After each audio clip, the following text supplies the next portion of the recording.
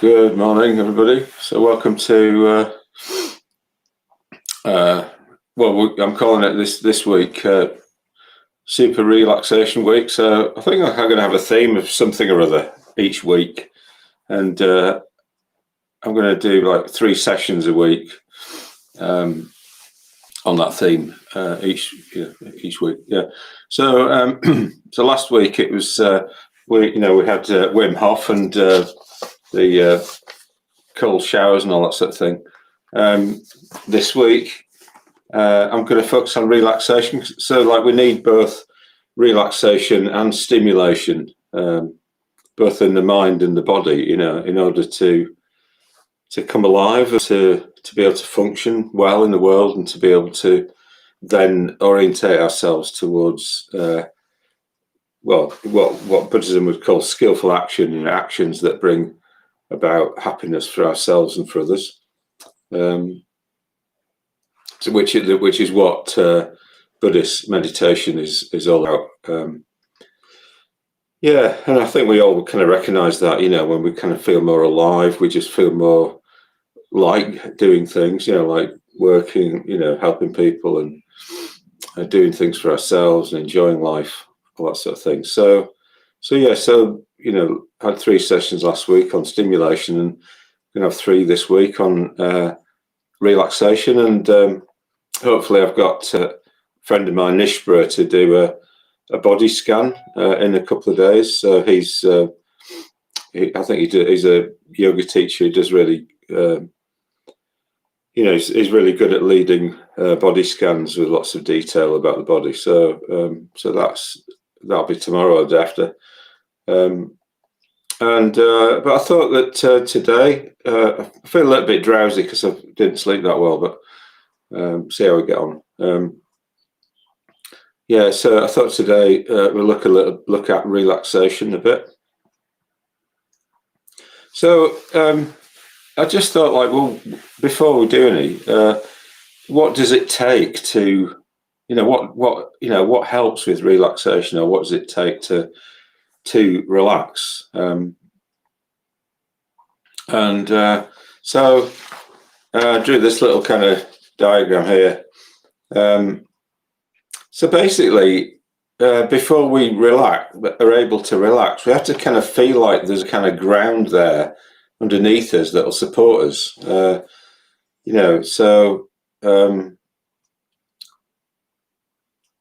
Sometimes I kind of sleep on the floor without much of a kind of a bed, a mattress or anything like that, and it just really helps to, for my body to sort of feel supported, and then because your muscles are kind of they're not holding on for no reason. They're holding on because they kind of feel the need they need something solid, and they're kind of making that solid thing themselves, So when we're anxious, we're looking for something certain, a bit more certain. So we kind of we hold on to things. So, but if we can look for in the world for things that are actually there, that can support us, like the ground, and the structure of our own body, the bones and everything, then and we tune into that, the reality of that, then we can actually begin to let go and relax. So that's one thing we need, is something solid underneath us, or something that will support before we can relax. I suppose another thing that we need is time. So I've often said in these sessions that I got the sounds on, and let's thought. I've often said in these sessions that the body needs enough time for things to work. So if we're doing a lying down relaxation, then we need to kind of give it enough time, or give our body enough time, and the body will kind of sort itself out if it has enough time. So, and then the third thing, I suppose, is like to not be kind of introducing new input, So if we're trying to relax and then we've got new things coming in to attend to, what tends to happen is that we want to, we respond to them, and often whenever we're responding to something, there's a bit of kind of tensing up in the readiness to respond. So to be free from that new input is important, when we're trying to relax. So that's why when people do retreats, they minimise the input that they're taking in. If you're doing a meditation retreat, you might choose to not take any book or anything like that at all. Nothing to stimulate. You might want to read a novel or something, but the basic thing is to reduce your input so that you then get a chance to actually pay attention more to your body and to your mind and what's going on there, and to work with that. So this is often what meditation retreats help us to do. So 3 things: support, for relaxation. You need to feel that there's support there underneath you that you can let go into. There's enough time, and there's a reduction in input, not much input coming in. Okay, so what we'll do today is we'll do a lying down relaxation from the Alexander technique. So I'll just say a little bit about the Alexander technique. So sometime around maybe 1910 in Australia, there was an actor, and his name was F.M. Alexander. And what happened was that he would get on stage. He would be on stage, and when it was his turn to speak, he kept losing his voice, and which for an actor is a bit of a problem, really. So being a kind of having a bit of a maybe a bit of an analytical kind of mind, he thought, oh, that's interesting. I wonder what's happening here. So he ended up kind of looking at himself in the mirror, like putting mirrors around him, so he could see what was happening. And what he noticed various things were happening with his body, like his neck started to shorten at the back, and his chin went up or something like that. And anyway, he ended up developing a whole kind of method called the Alexander technique, which was about the way that we use our body. And one of the things that Alexander technique teachers talk about when they're introducing it, they would say that when if you've got young children or animals, they move in a particular way. So often they have this kind of sense of kind of freedom in their joints, particularly this joint at the top of the spine. It's the most important joint in the body, where the head rests on top of the spine. But all the shoulders and the wrists and elbows and everything. So they would have a natural kind of looseness and freedom in those joints. And often you see an animal, and when it moves, and it first thing to move is the head. So the head, like that, and then the body will follow, and it's all in a kind of natural moves in a kind of natural, free way, and there's a kind of sense of poise there. But what's happened is that with our kind of particularly in the West, with our kind of the way that we do things. We've kind of like learned all these bad habits, so we don't move like that anymore, and we kind of force ourselves to sit in particular ways, sit on chairs and sit up straight, and it's all we're just introducing tension into the body and those joints are no longer free and everything. So what the Alexander technique does, among other things, is to try and kind of get us to relearn that way of being.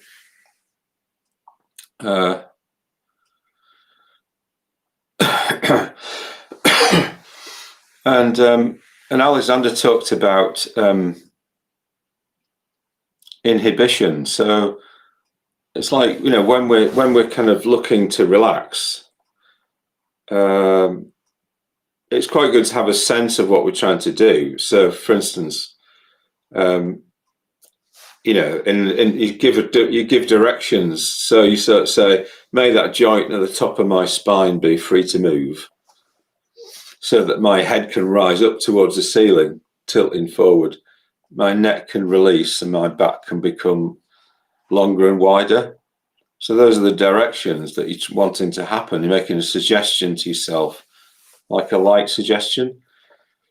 But then what you then do is don't do anything about it, because in the getting ready to do something or wanting to do, what happens is we tense up. So if the thing we're looking to do is relax, then that's counterproductive, So it's like you send those directions and then you inhibit yourself from doing anything about it. And what happens is a subtle change happens, because often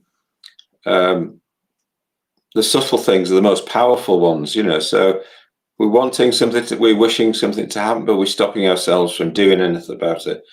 But there is this suggestion carries on into the being, So that joint at the top of the spine will kind of become a bit looser, or and the neck will kind of become longer, and the back longer and wider, and all that sort of thing.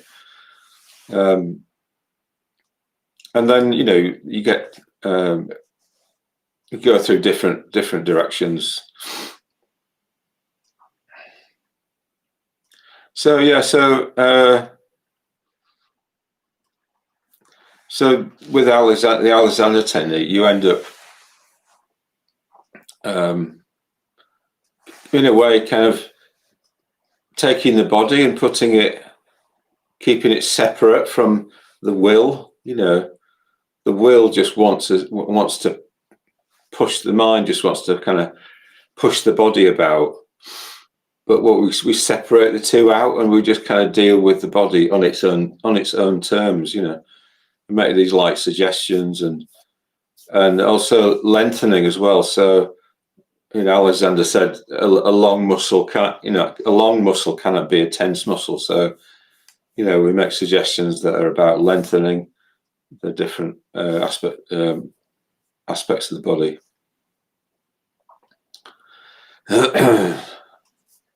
Okay, so what I want you to do is to get a pile of books. We're going to do a lying down, what's called semi-supine. Get a pile of books about that thick, and I'll lead us in this relaxation.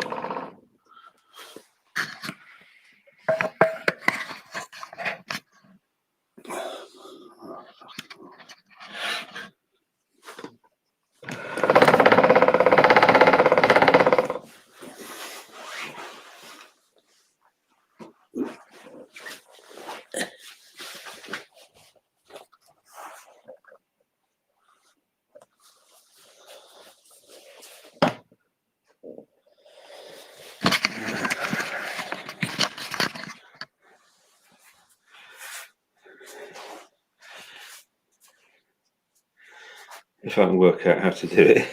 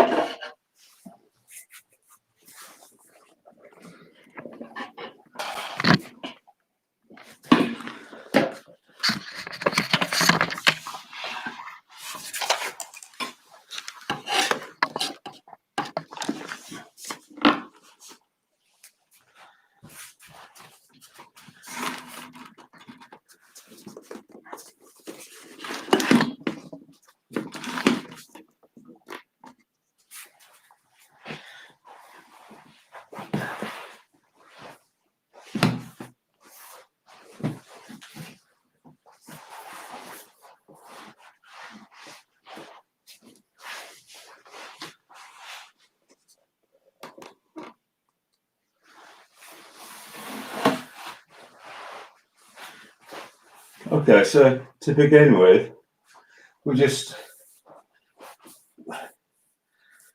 kind of have knees pointing up towards the ceiling, and we're just resting on our forearms.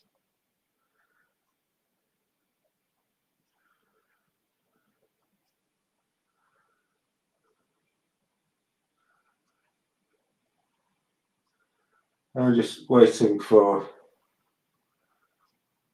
our spine to lengthen under its own weight.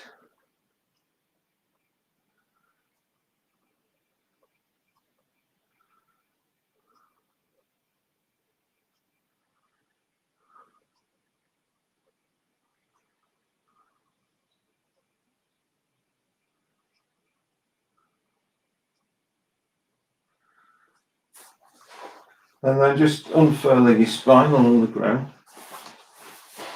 and resting your head on the books.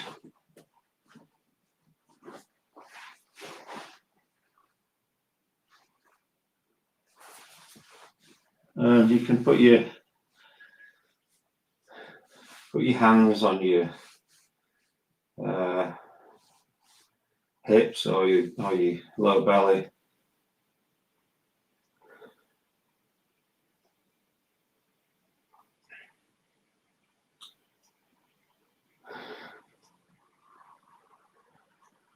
And just feeling the hardness of the ground. Remembering what I was saying about support.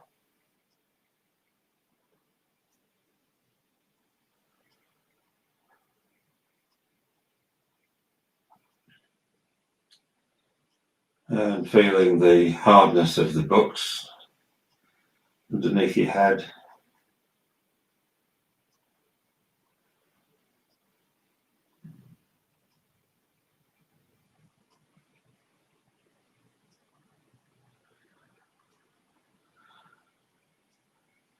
And the hardness of the ground underneath your feet and your lower back.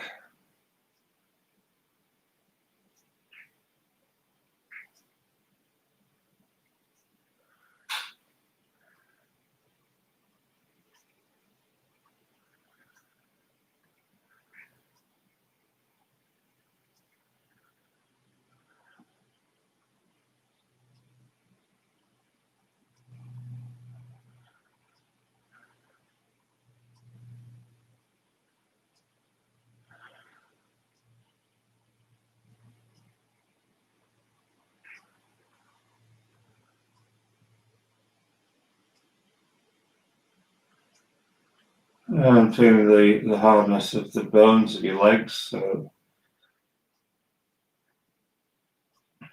I sense that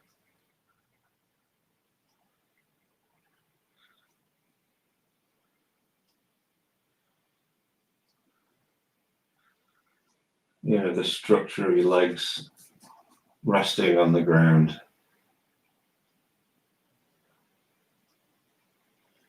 And also the structure of the rest of your body, your torso, your rib cage. Just having a sense of what's solid and what you can rely on to support your body, what you can't. So the ground under your back, the books, the roundness of your head.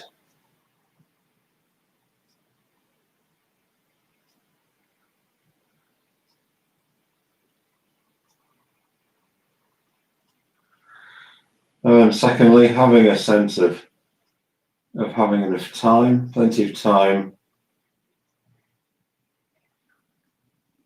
and that in this position that your body will, over time, something will begin to happen. It will start to realize the position it's in, and then we'll kind of start to relax.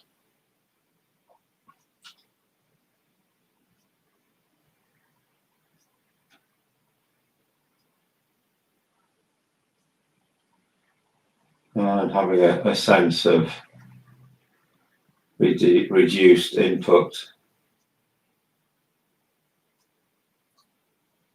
so that we're not taking anything on or having to process anything.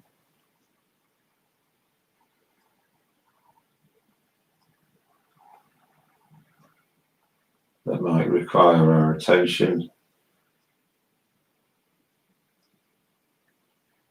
Instead, we're just focusing on the body,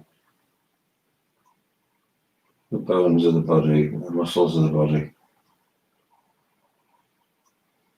for the period of the relaxation.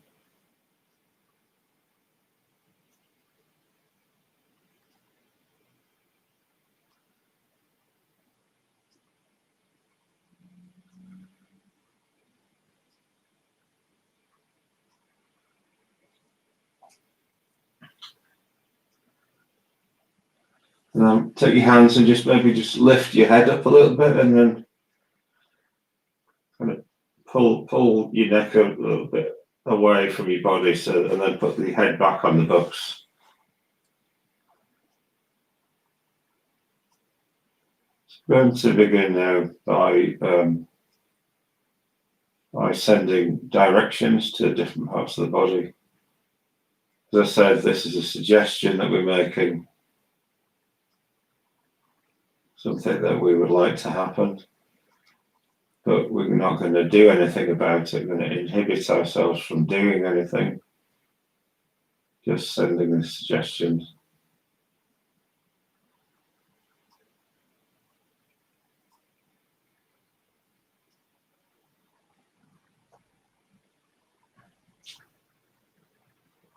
So the first suggestion is, may the joint at the top of the spine be free to move.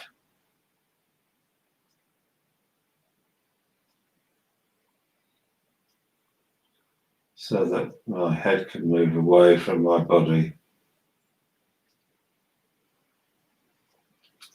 My neck can release. And my back can become longer and wider. So inhibiting yourself from doing anything about that.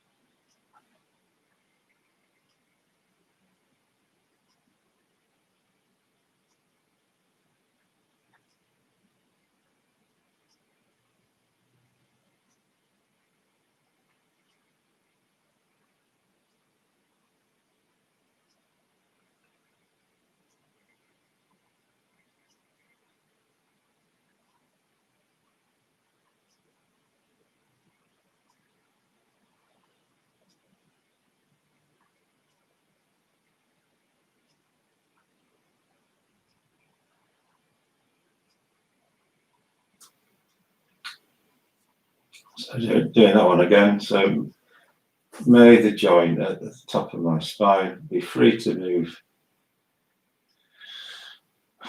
so that my head can move away from my body.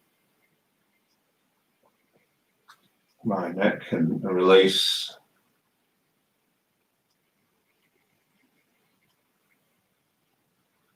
And my back can become longer and wider. And inhibiting yourself from doing anything about that.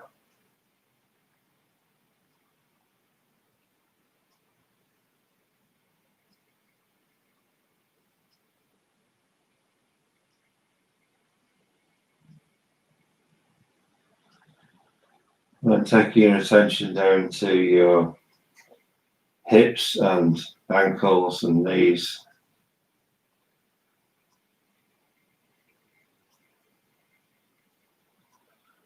And making a suggestion, may my ankles and hips and knees be free to move so that my knees can rise upwards towards the ceiling with the minimum of effort. Again, inhibit yourself from doing anything about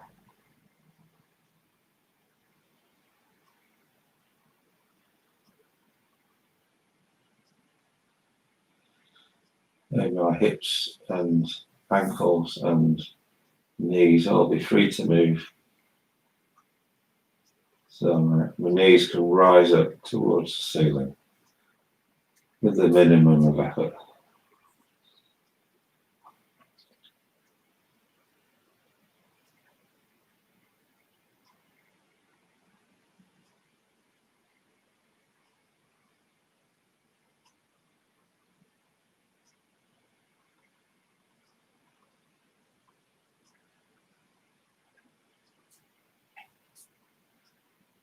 And now just imagining a line running between your right knee, and your left shoulder.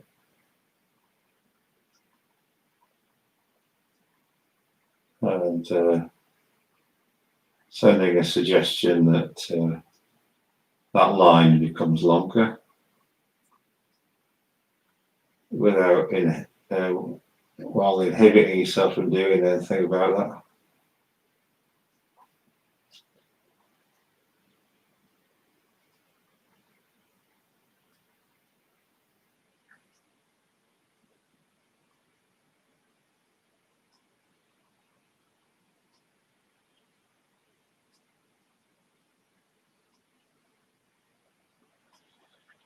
Again, coming back to those three principles of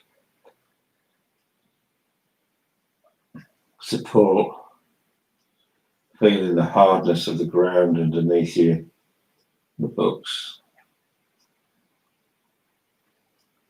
the hardness of your own skeleton, having a sense of plenty of time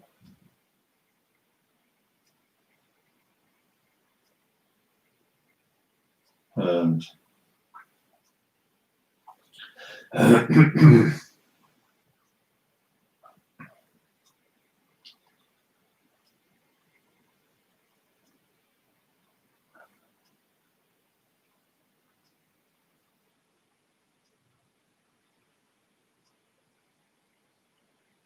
and a sense that you don't need to be taking anything in, new input.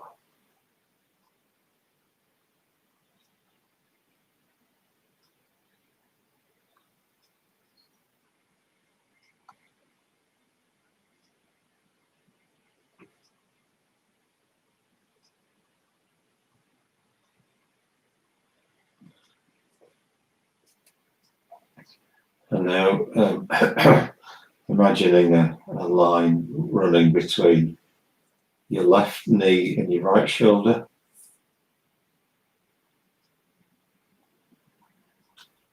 And sending a suggestion that that line becomes longer.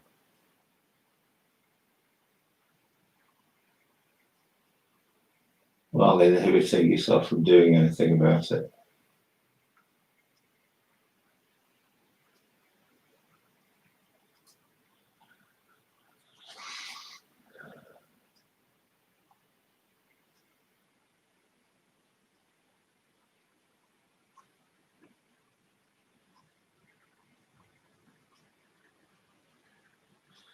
May my shoulder joints be free to move.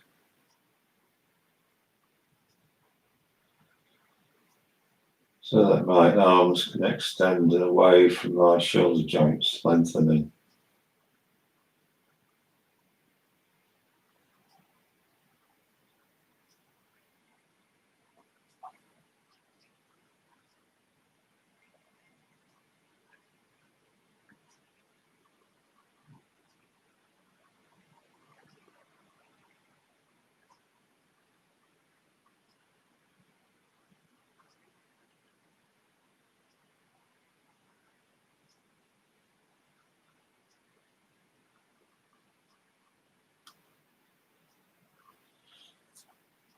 Again, may my shoulder joints be free to move. So my arms can extend away from my shoulders lengthening while resisting doing anything about it.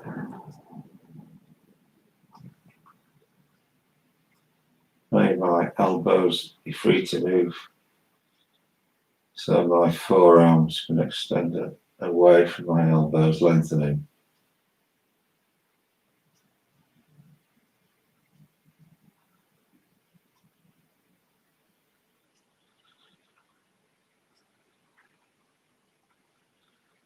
May my wrists be free to move so that my hands can extend away from my wrists lengthening.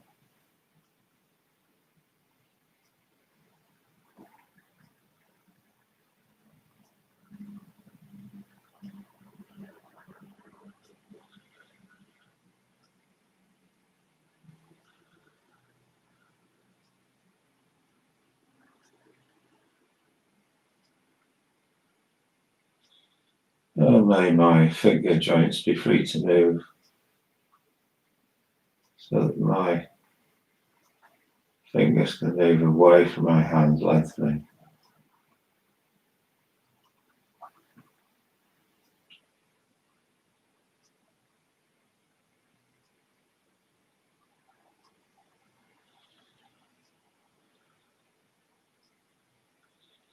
May my hip joints be free to move so that my legs can move away from my hips lengthening.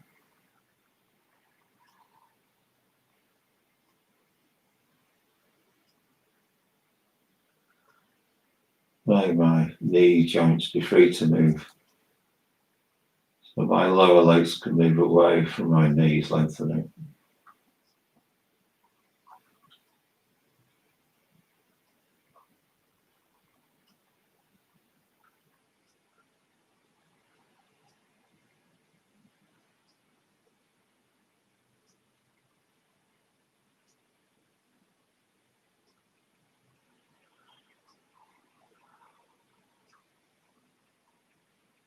May my ankles be free to move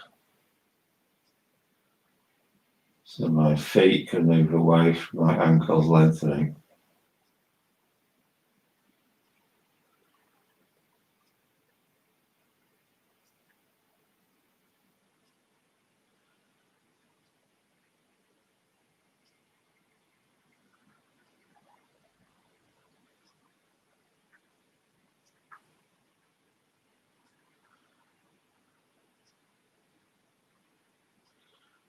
And may my toe joints be free to move. My toes can move away from my feet lengthening.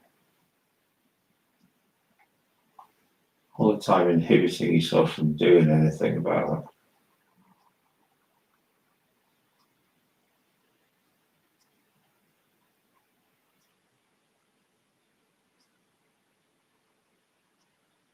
And coming back to your head resting on the books. May the joint at the top of my spine be free to move so that my head can move away from my spine. My neck can release, and my back can become longer and wider.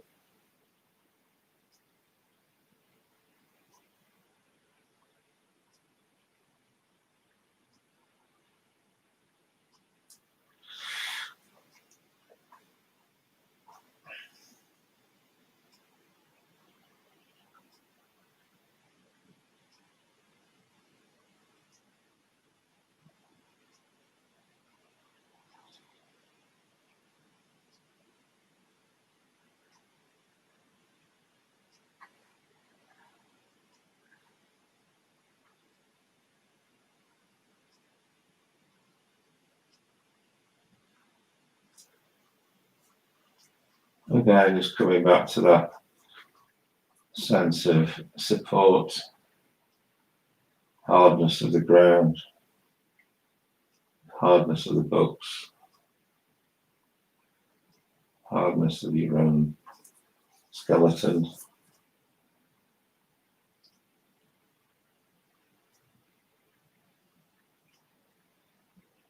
So in that hardness, it's possible to then let go and feel confident you'll be supported, your muscles will be supported.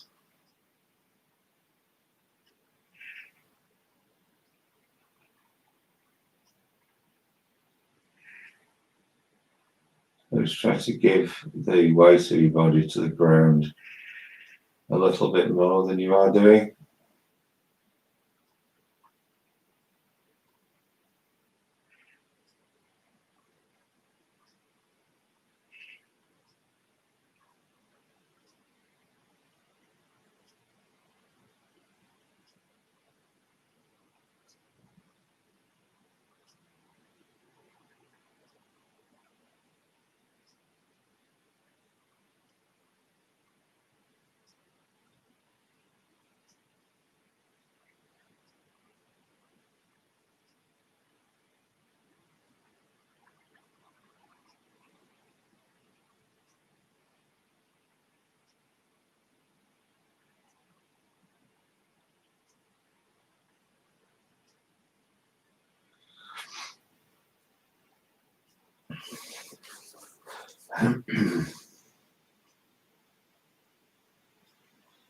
So in a couple of minutes, what we're going to do is we're going to just roll over onto one side, just rest your head on the books, side of your head on the books.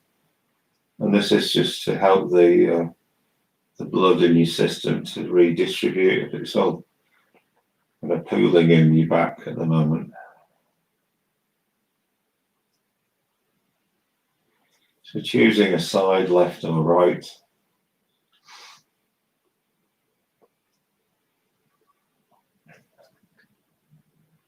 And it's inhibit yourself from doing anything about it. And now just moving naturally without any will.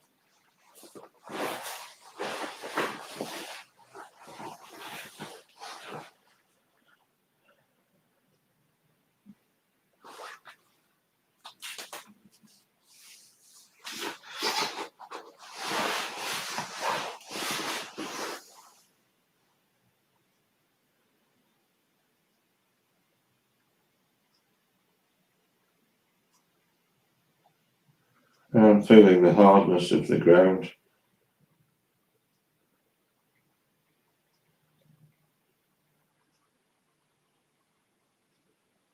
Pushing on the side of your body now.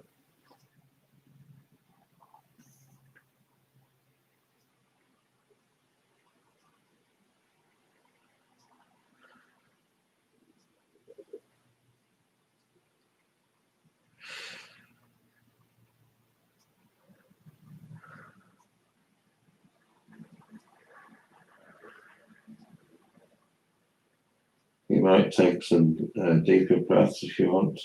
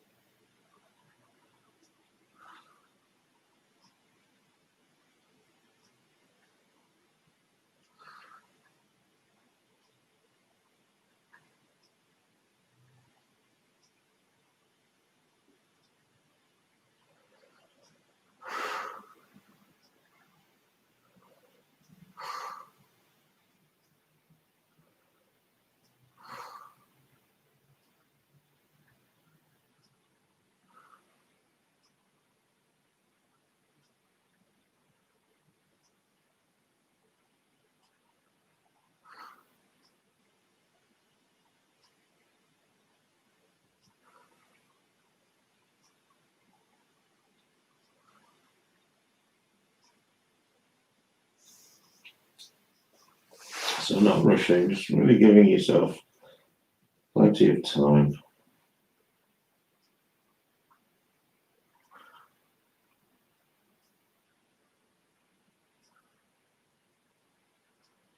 Don't need to be engaged in anything or doing anything. processing anything.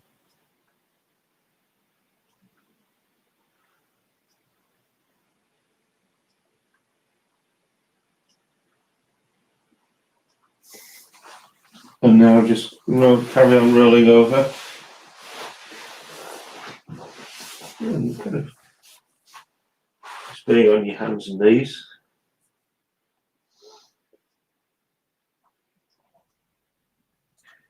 Trying to keep the same relationship that you have between your head, neck and back when you're lying down in this position.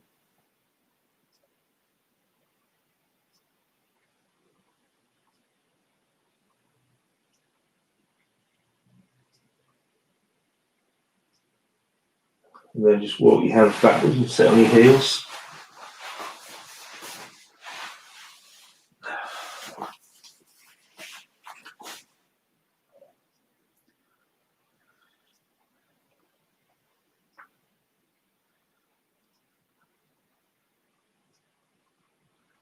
Now, without disturbing your body in any way, just moving into your meditation posture.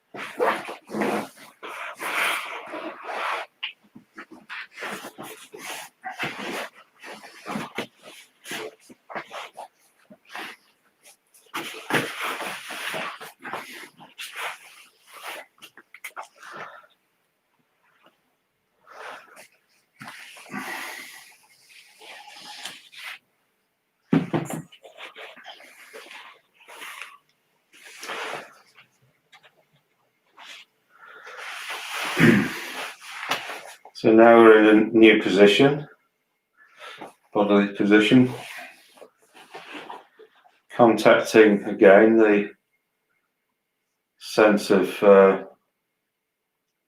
what's solid, what's supportive to us, the ground underneath us, the cushion, our skeleton of our body. Having a sense of time, enough time, and you don't need to be processing anything. So let's carry on with the directions, Alexander directions. So becoming aware of the joint at the top of your spine.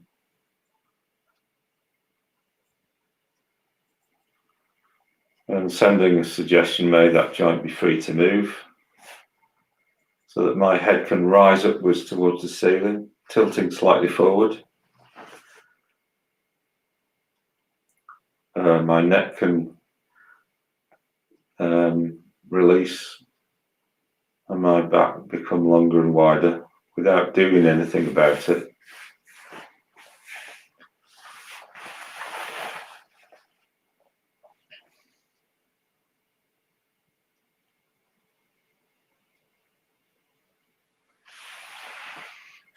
So we're just going to do practice of mindfulness of breathing for about 20 minutes in 4 stages.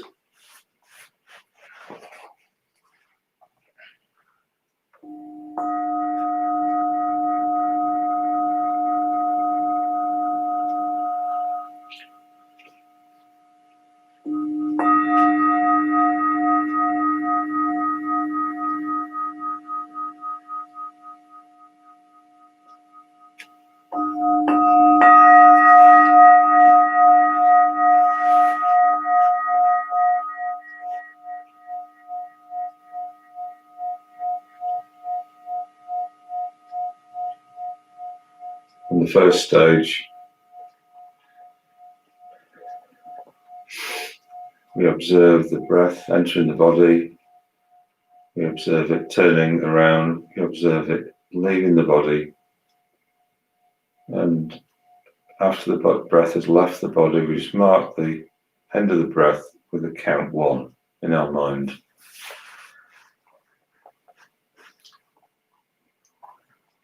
And then the next breath, we watch it come in, we watch it go out, count 2. And then 3 and 4 until we get to 10.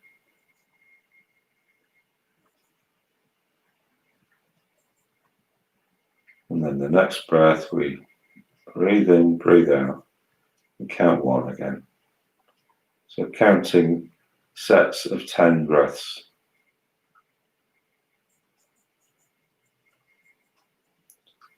If we notice that we've forgotten what number we're on, or we're on some big number like 17, we don't worry about it. We just start from 1 again.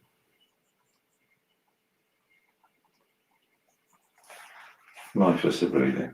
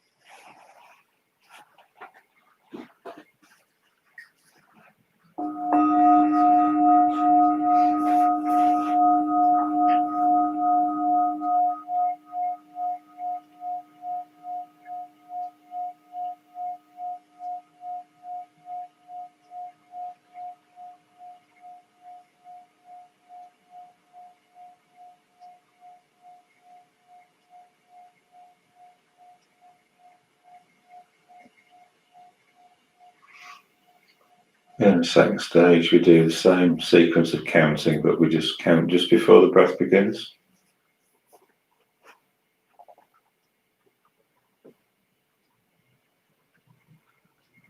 Count 1, breathe in, breathe out. Count 2, breathe in, breathe out, and so on.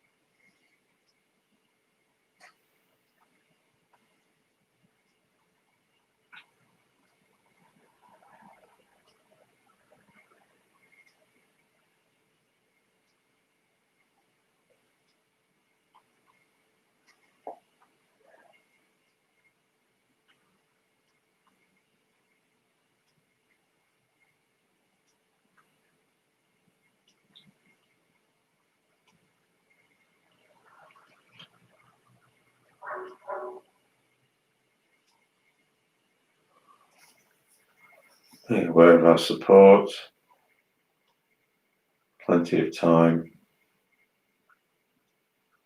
nothing external to process.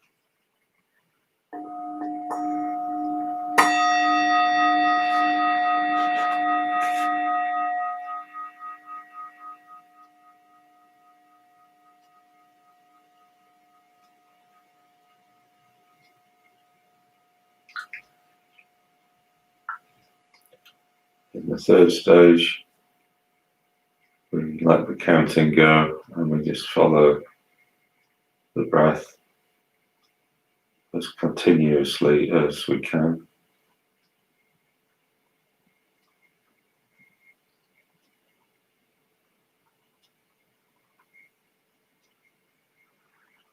We're trying to be as present with as much of ourselves as we can to the experience,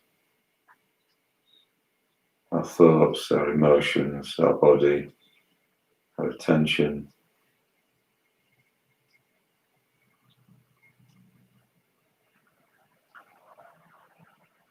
Plenty of time, no external input,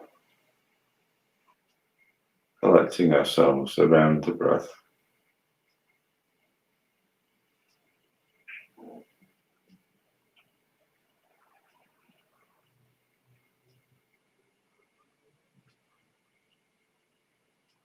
Aware of our support, the ground, our skeleton.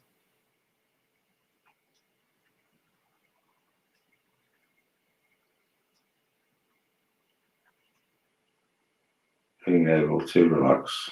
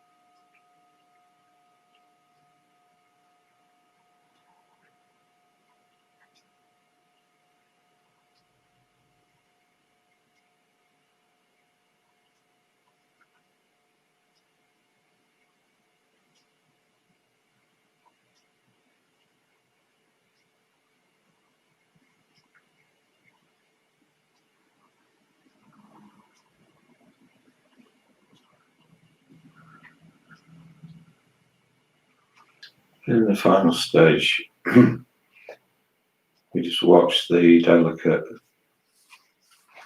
sensations that we can notice where the breath enters and leaves the body, around the nose and around the mouth, around the lips.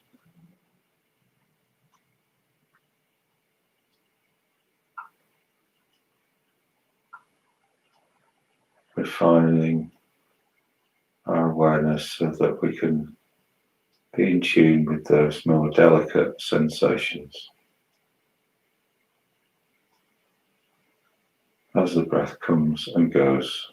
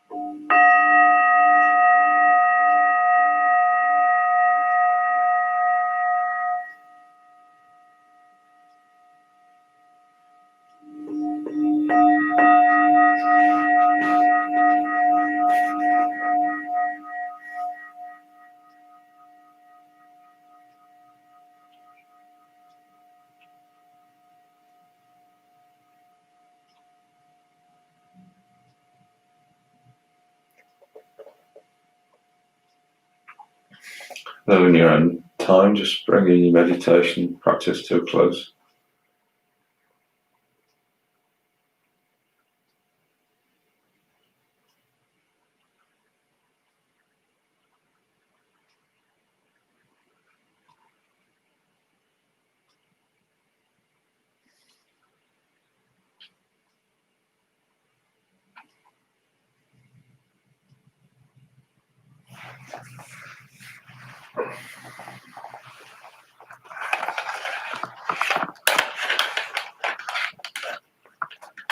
Okay, thanks very much. See you tomorrow.